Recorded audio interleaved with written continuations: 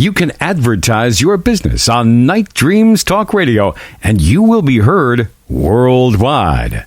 Why not contact us at nightdreamstalkradio@gmail.com. Do you have a paranormal story you want to share on Night Dreams Talk Radio? You could be a guest. Email us at nightdreamstalkradio@gmail.com. You're listening to Night Dreams Talk Radio After Dark with our host, Gary Anderson.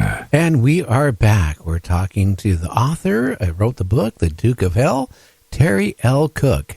Terry, we're back on the air.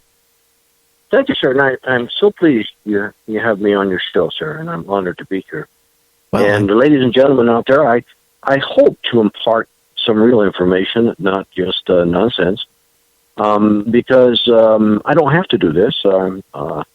I just don't enjoy rocking chairs or fishing that much. I know a lot of people that golf and fish when they retire, and I've retired 4 times, but I don't. I have an inquisitive mind, and I'm still relatively healthy, so I still do radio and television and write books and try to educate people. I have a couple of teaching credentials, and I have a bachelor's in law and a bachelor's in aviation science, a bachelor's in real estate and business, and an MBA in project management, master's in project management. So I stayed busy 15 years in school, and then got a real life dose of education from all my other experiences. So when I get into something, Gary, I really investigate it so I become knowledgeable, and I'm not just some idiot on the air talking about something I really have no solid information about. So I want people to know that I'm going to give you some very credible information tonight that you can share, and I hope that you'll get my 200-page book called The Duke of Hell, because it's a fictional analysis of what the Bible tells us. You see? And trust me, I've investigated the Bible, and if you do so as well, and you just don't accept what other people's opinions are of it, if you try to prove it wrong, you'll prove it right. You'll prove it so right, you can't prove it wrong. You see? And then you have to ask yourself, okay, well, if all these different men wrote 66 canonized books in the Bible, if they're all of them, then all of it has to agree perfectly. Or then God's not involved. If there is a sole God in the universe, not 200 million Hindu gods, not a snake god that or not a Buddhist god or whatever. If there is only one God who created us and put us in the Garden of Eden, then the Bible has to be perfect. It has to be inerrant, and it is, you see. So once you get to that point, and the best way to start is to read the book of John. Memorize the book of John, because that defines who God is and who Christ is. And if you'll do that, and you'll pray for understanding to the real God of the universe, through Jesus Christ, then he'll turn the lights on. And when that moment happens, it's called John 3:3 event. That's called being born again. Your body was born when you came out of your mother's womb. But your spirit is dead until you realize who Jesus Christ is, the Savior of the world, John 3:16. God sent him down in Mary. He was born into the world. He died for our sins so that we don't have to die. And if you accept him, you're born again and you're saved hereafter. You see? And that's what I meant by the vehicle we're all driving called our bodies. Our bodies wear out, but our spirits pass on to one of two places. There is no transgender religionism, folks. No, that's nonsense that the devil has put together through all his phony religious systems over the last 6,000 years to steal your soul. And that's what my book talks about. Okay, what we are about to arrive at, Gary, is the final 7 years of time on earth, specifically laid out in the Bible in the book Revelation and Daniel, that talks about God being fed up ultimately. He did it first with Noah and the flood. Now, who hasn't heard of Noah and the flood? Even if you don't read the Bible, everybody's heard about Noah and the flood in Sunday school or wherever, okay? But God was fed up that time, and he did it with water. And then he was fed up with Sodom and Gomorrah due to homosexuality, and he just blew that off the map. Nothing grows there even today. And then, we're not going to go on for another so-called million years, folks. We're not going to go on. God's going to wrap this thing up with fire and brimstone, and it's coming very soon. So that's what my book is about. My book is about the final 7 years called the tribulation period, in which the son of the devil himself, the Duke of Hell, appears on earth, deceives everybody into believing that he's the second coming of Christ rather than the son of the devil,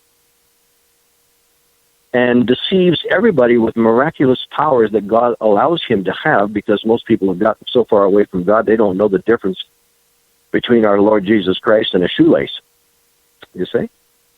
But God's given us one more chance to come to Christ or to go to hell.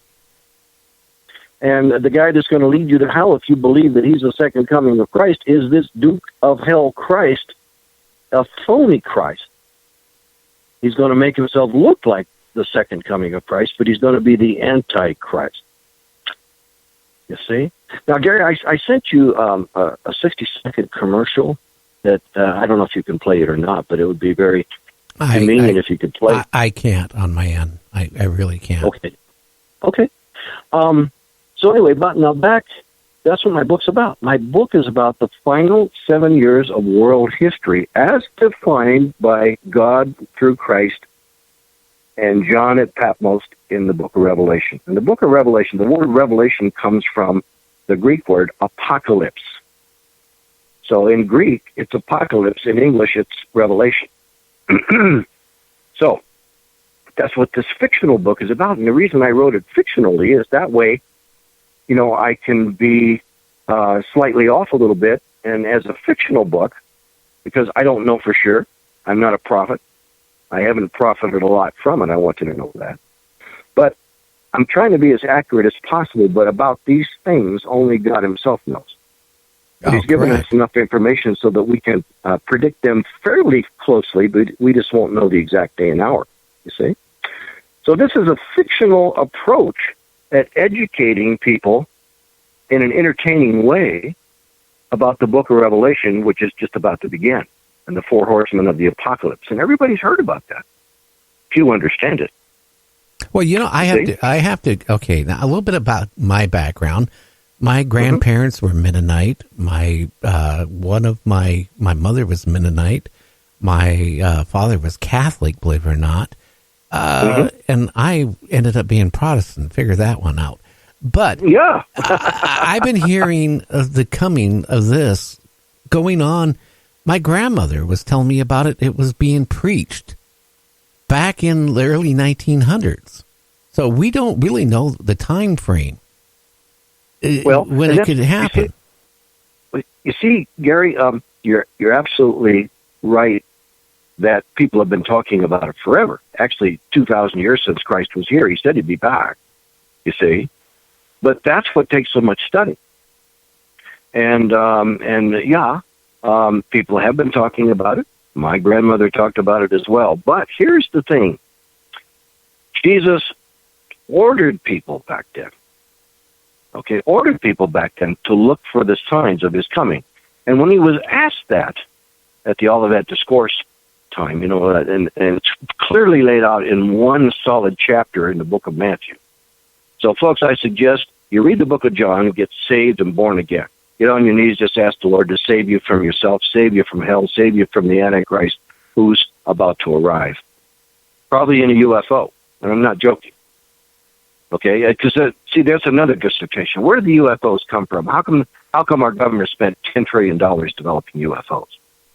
How come they have a brainwashing program to make us think that all these UFO people, these snakes, by the way, the original snake was Satan in the Garden of Eden, that all these snake people have come from some outward universe someplace, and they're here to maybe help us. Now, there's some bad aliens, but maybe there's some good ones too. See, why has the government spent the last 75 years doing this, starting roughly in 1921 when the aviation era began?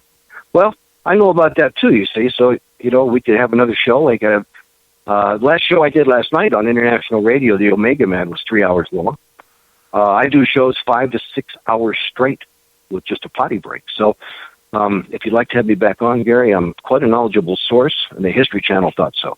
Okay, yeah, that would be good because, our show, I'll be honest with you, covers a lot about UFOs, abductions, and I have brought on the top guests out there in that field. And I have a lot more, continuously booked. So anybody who's in ufology, being that if they believe in it or disbelieve in it, I bring them on the show. Well, that's great.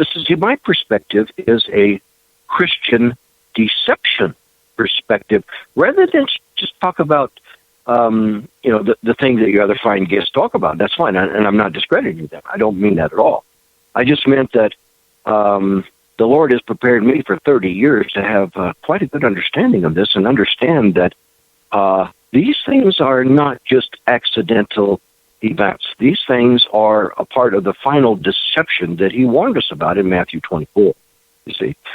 So Jesus specified exactly the signs we would see from A to Z in Matthew 24, Luke 21, and Mark 13. So I suggest, folks, that everybody, in Christendom refers to Matthew 24 quite commonly when you want to understand what are the events that are going to lead to the end of the age, Christ's return, and the wrapping up of 6,000 recorded years of history since the Garden of Eden and the beginning of the millennium with Jesus when he returns.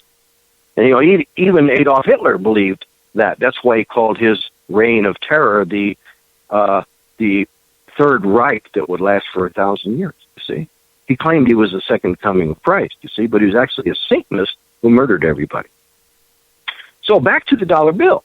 How did it get there? What does it mean? And who created it? Well, okay, so the final stage, Gary, your grandmother was right, see? We're in the final stage now. Jesus said in Matthew 24 there'd be one final generation that would wrap up history, and all prophecy would be fulfilled, and his return would happen during one final generation. How do you define a generation? 40 to 120 years. Okay, but now that's just one item. Then you take the other items, A to Z in Matthew 24. He gave all the other signs. We're the only generation in history that's witnessed all of the signs, not just some. Many people like, your grandma, my grandma thought World War I was going to be it. No. But see, the technology has to be there for the mark of the beast because no one can buy or sell without a chip in their right hand. And that chip has to be controlled through a computerized international mechanism, and I happen to be an expert at that. That was my first book, The Mark of the New World Order, Biochip Implants, and the NSA that would control the buying and selling of everybody internationally with a debit and credit system in a cashless society. So, folks, if you're listening, you're on the radio right now, and you're in your truck or whatever, just Google my name. That's all you need to do, Terry L. Cook. TLC, Terry L. Cook. And you can see thousands of radio and television shows. I've written 18 books. So I'm all over the internet. And just listen to, dozens of my programs, television and radio. And it took me 30 years to acquire the knowledge. You're not going to study it in 5 minutes and get it. You just have to, diligently investigate it. I think we're down to about 15 minutes. Do I still have 15 minutes, Gary? Well, we got 15 minutes to the break, and then you have another half an hour. Oh, great. Super. Yeah. Well, I'm here. Listen, I am here primarily. I don't need the money. Okay? If you buy my $12 fictional book, I make $3. Okay? That is not going to pay my rent. So, I'm not here for the money. You buy my book, it covers my cost. It cost me $5,000 to put it together, put my website up. By the way, my educational 12-minute video will knock your socks off. So, ladies and gentlemen, it's easy to remember. If you're driving a truck, you don't even need a pencil. Just go to dukeofhell.com.